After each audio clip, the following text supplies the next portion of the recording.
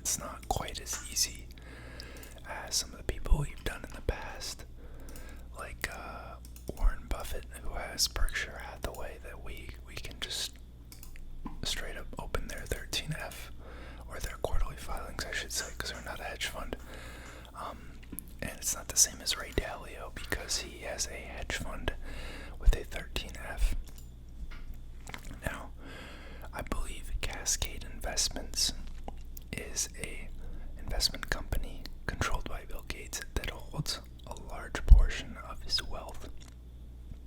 But their assets under management is only $70 billion, and I don't think he's the only one who has money in it. So clearly it cannot be his entire net worth, because I think that is around $130 billion. But I've got some different pages pulled up that are aggregated, and we're just going to go through the pickings that we can find from here. Now, on the wiki page for Cascade Investments, we'll see that it says that it has a 47% ownership of the private hotel chain Four Seasons. Now, this is a pretty prestigious hotel from what I understand. I feel like I constantly hear rappers talking about staying at the Four Seasons. I think Drake's mentioned it a couple times. But pretty neat that he's in that. I feel like that's a little bit defensive, despite being in the hospitality industry, just because it is catered towards higher net worth individuals that won't be impacted as much by market or economic fluctuations. Next up, we have Ecolab, which supposedly he owns 25%. I should probably just say, I don't know for a fact that the information contained in this video is true or up to date, and none of this is financial advice, so do your own research. Take everything I say with a grain of salt. But Ecolab, I believe they just they make like industrial products, a lot of which is chemical products. I'll pull them up real quick. ECL is the ticker. Provides water, hygiene, and infection prevention solutions and services worldwide. Its global industrial segment offers water treatment process applications, cleaning and sanitizing solutions to manufacturing, food and beverage processing, transportation, chemical, metals and mining, power generation, pulp and paper, commercial laundry, petroleum, and petrochemical industry. Pretty neat play. I think a general trend we're going to see among his holdings is that they're all pretty defensive things. And that kind of comes from him being someone who's already part of the super wealthy. So it's more an issue for him of just maintaining that wealth and not letting it erode over time due to poor investments, poor money management, or inflation. So I'd imagine as long as he's staying on par with that, he's completely fine with these investments being a little more conservative. Now, next up we have a railroad company called Canadian Railway, which he supposedly owns 14.2% of. Now, I'd imagine that his portfolio is pretty diverse because he has so much money, it's hard for him to not, move the needle and take a majority share of any,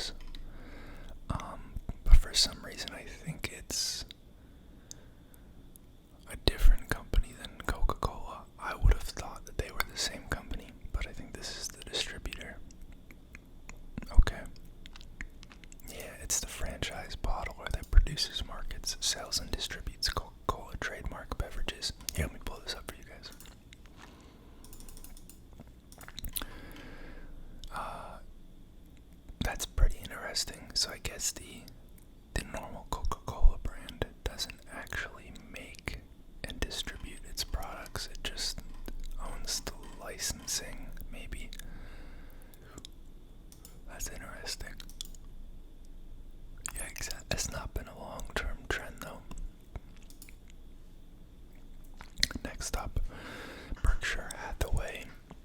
I'm pretty sure that Bill Gates and Warren Buffett are pretty decent friends. Don't quote me on that, but 4% of Berkshire is owned by is owned by Bill Gates. Next up, we have another hotel, Strategic Hotels and Resorts. I'm not familiar with this one.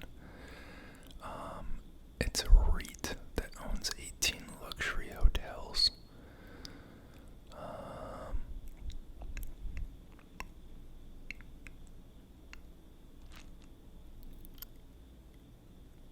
Is it publicly traded or is it not? They say it's publicly traded on New York Stock Exchange, but then they say it was sold to Blackstone Group. Interesting. And then apparently it's owned by an asset group from South Korea. That's very, very odd. But I know Bill Gates and Michael Larson, who manages most of the money in Cascade Investments. I know they know their stuff, so I don't doubt that it's a very good company. One thing of note here that I'm seeing at the top of the screen here now that I'm been on this page a couple times is that he has a large holding of Microsoft shares. Not surprisingly, but they're held in assets separate from Cascade Investments, so that's probably a pretty large portion of his wealth there as well. Next up, we have Republic Services. I'm pretty sure this is a competitor to Waste Management. If I remember correctly, Bill Gates is pretty big onto the trash companies. You know, it's stable long-term business, probably good dividend growth if I had to guess. Wow, yeah, that's actually pretty solid. And it's pretty defensive, which seems to be like an overall trend with his portfolio. I'm actually going to write this one down.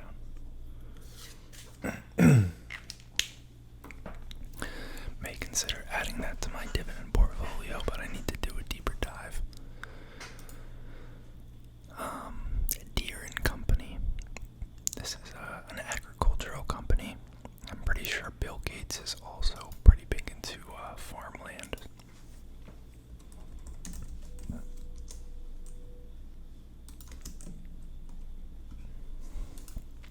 I think he's been slowly buying up farmland over the past, decade or so. You can see here he owns about 269,000 acres of farmland, which I think makes him one of the biggest individual owners, not including companies. And I think that's mostly because it's very defensive long term. There's a finite amount of arable land in the U.S. So if he buys that up now, provides a pretty stable investment long term. You get rent from the farmers, but you also have the appreciation of the land over time, which kind of combats inflation. Bunzel, I've never heard of them.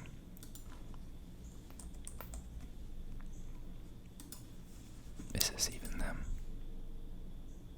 BNZL, London Stock Exchange. So this might be their ADR. Food packaging, films, labels, food service, disposables. That could be right. Let's just open this in a new tab and see.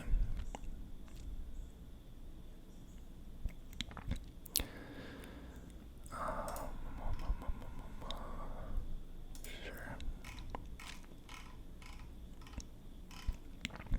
I'm not familiar with this website.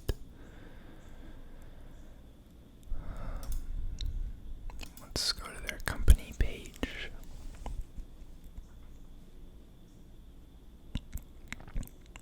Business at a glance. Okay, we're on that page. Yeah, if I had to guess, it seems kind of like it's distribution oriented. and such. I guess they don't have an ADR in the US then. Or maybe they do, because these are both Bunzel PLC.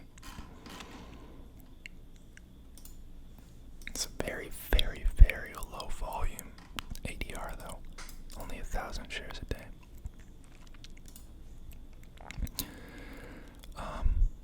One kind of trend that I've noticed so far is that, he kind of likes to own the network. He has Deere, which makes all the equipment for farmland. He owns the farmland. He owns Bunzel, which is, distribution and shipping. He owns Femsa, which is beverage distribution. He owns the Canadian Railroad, which is freight transportation. Ecolab makes all the cleaning and disinfection products. He owns these retreats, these hotels. He likes to have kind of a network of coverage, not just owning some high-flying tech companies, which is kind of a neat trend and probably plays into his overall philosophy and kind of nails it on the head if you ask me. But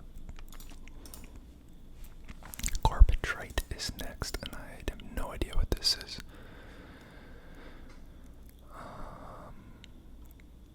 I guess this is Britain's largest bed-selling company. Well, I guess like a mattress firm equivalent. Mattress and carpets. Interesting. Kind of odd company. He owns 3% of them. Next up we have Diago, a multinational beverage alcohol company. World's largest producer of Scotch whiskey. I'd imagine that's a pretty stable business. It was owned by Pillsbury until 2000. That's interesting. Until it was sold to General Mills.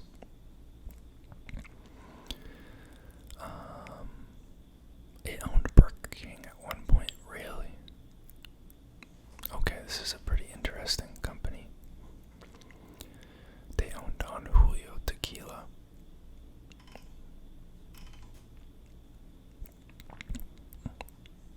Let's see if they anything that I recognize. Casamigos. I'm familiar with Campari, although it looks like they sold them. It's pretty interesting though. Definitely pretty stable business long term, I'm sure. Autonation. This one's actually a publicly traded company. I've heard of them before. I think they've done pretty well. Yeah, up 88% in the past year. Company operates through 3 segments: domestic, import, and premium luxury, new and used vehicle, automotive repair and maintenance, wholesale parts and collision services. Run-of-the-mill auto company, although I think they've been growing a pretty decent amount. It says their market cap is $7.6 billion right now. I think a lot of the other U.S. auto manufacturers have actually come back pretty decent too. Obviously, I guess pretty flat long term, but this has been a really strong past year for Ford.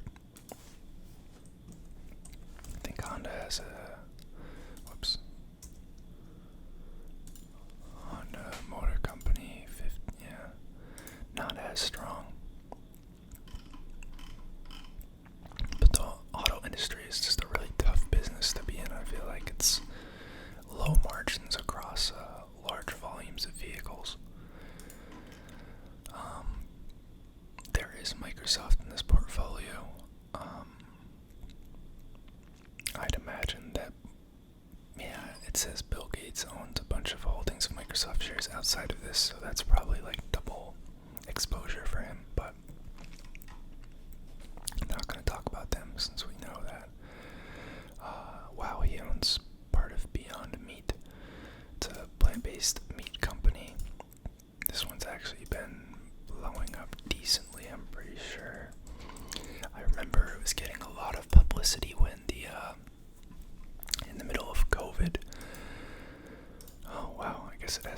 too well. I guess I remember hearing about like these run-ups. It happened a couple times. Yeah, okay, IPO in 2019, it like doubled or tripled, came back down, doubled, came back down, tripled, came back down, almost doubled. Like, it's very, very erratic, but I remember hearing about them a lot. When COVID first happened and we had all the meat shortages because people would go into the store and all that would be left would be like Beyond Meat, like the fake meat companies, because everyone goes for the real meat. And then like there was a huge run up, I'm pretty sure. Actually, I could probably say it here. Yeah, so it died with no offense, probably wrong term to use. It fell pretty hard after COVID hit the US, but then it came back extremely strong from a low of like $57 in March to $194 in October. Because the thesis, I guess, was that people would turn to Beyond Meat and then realize that, oh, this stuff isn't actually so bad, and it's not animal cruelty or whatever their thesis is. And then sales would continue to grow after COVID, but I think that was probably a little. He also owns some of the Ritz Carlton in San Francisco, which is a pretty high-end hotel similar to Four Seasons. Power, which I guess is a nuclear generation company. I remember watching a documentary. I think Bill Gates is pretty bullish on nuclear power long term.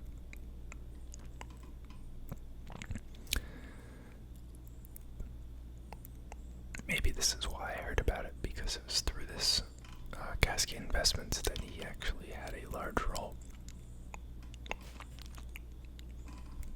I think their whole business model is centered around taking the supposedly depleted uranium, or like nuclear waste, I think is the commonly referred to term, and continuing to generate power in some method from it, which is a really cool kind of like concept. And I think that if we want nuclear long term, we need to find something useful to do with depleted uranium instead of just shoving it in the ground in a bunker somewhere, because eventually we'll have too much. Transform Co. Sounds like a retail and lending company.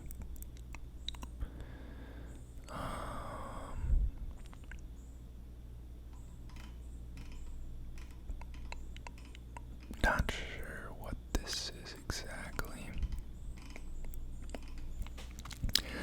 I guess it sounds like this is a company that was formed and then absorbed a lot of the holdings of Sears and Kmart out of bankruptcy. Which is interesting. I wonder who owns it.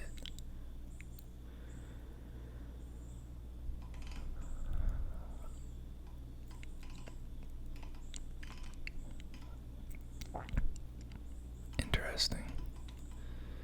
This is kind of an odd brand. I'm gonna be honest, I know nothing about this. I've never heard of it before. 45,000 employees. That sounds a little crazy. Unless they're pulling in the employees from Kmart and Sears into that calculation, but I don't know much about that one, so I'm sorry, guys. Next up, we have Vroom. I think this is another auto-related company. Recent IPO, I guess. It actually doesn't look like it's done too well, which I think is a first for the holdings we've looked at today that are owned by Bill Gates. E-commerce platform for buying and selling cars. Excuse me, my phone's going off. Let me just flip on register. Yeah, the company actually has not done too hot. Then we have Stormart, which I think is probably similar to the REIT Public Storage, except this is obviously a private company. And it sounds like it operates in Canada and the UK as well as the United States.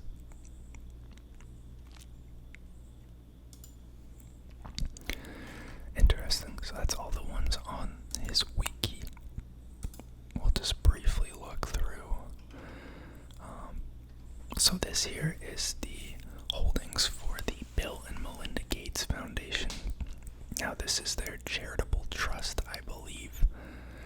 And I think they're continuing to both run it even after their divorce.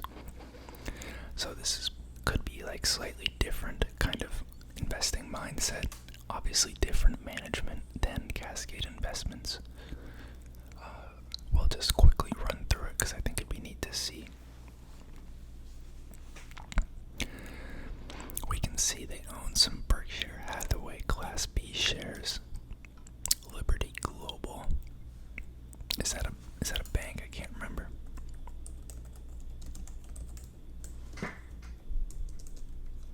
Forgive my bad typing. My keyboard is like to my side. Oh, I guess that's telecom. Interesting.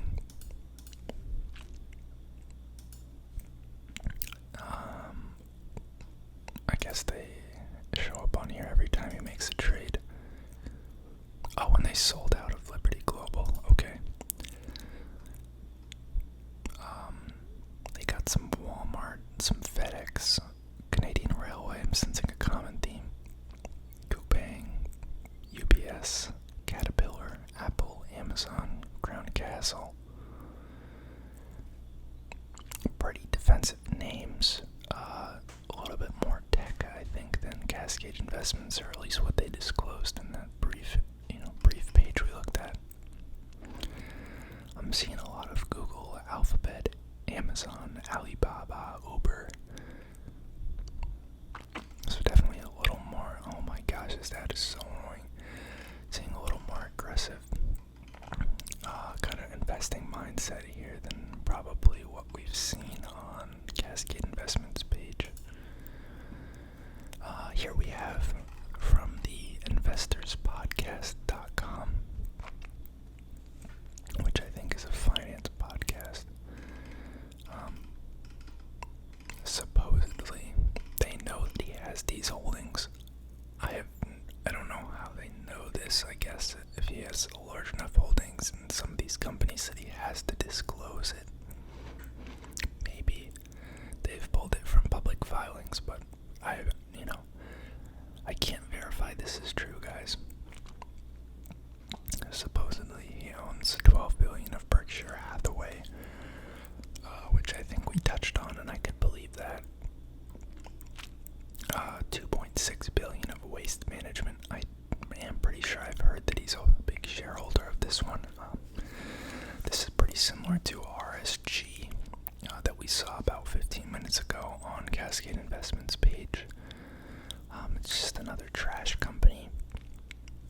We have Caterpillar Inc., which is a construction machinery company.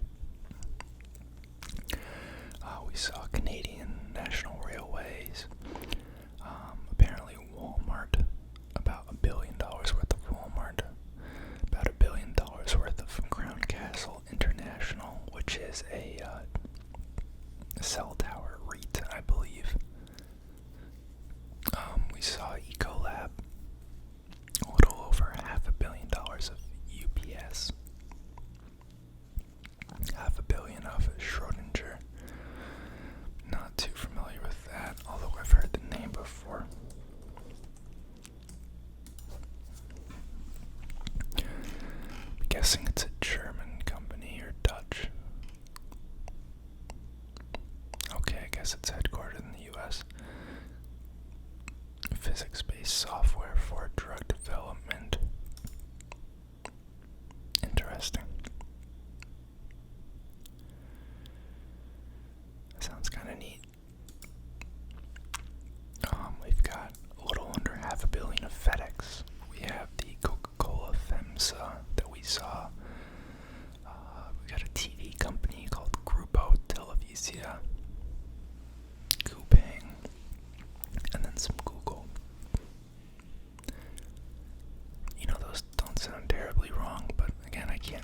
5 of those are correct.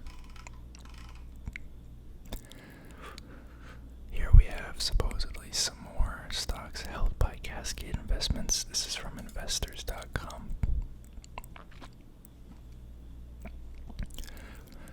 A lot of these do look like ones we saw on the other page. Only different ones here would be Waste Management, which we just saw.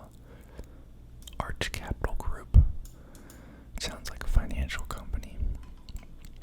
Otter Tail, which I guess is a utility.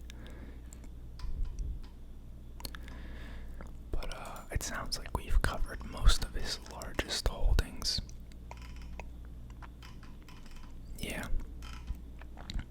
We have touched on all 5 of the ones on Investopedia's list here. So, I think we'll call it there, guys. Hopefully you guys enjoyed this video. I think it's always neat to kind of look at these people's, these people who have made a very good name for themselves and are very good in the business world, kind of see where they're investing their money and the approach they take. I think Bill Gates has certainly catered more towards defensive, long-term appreciation.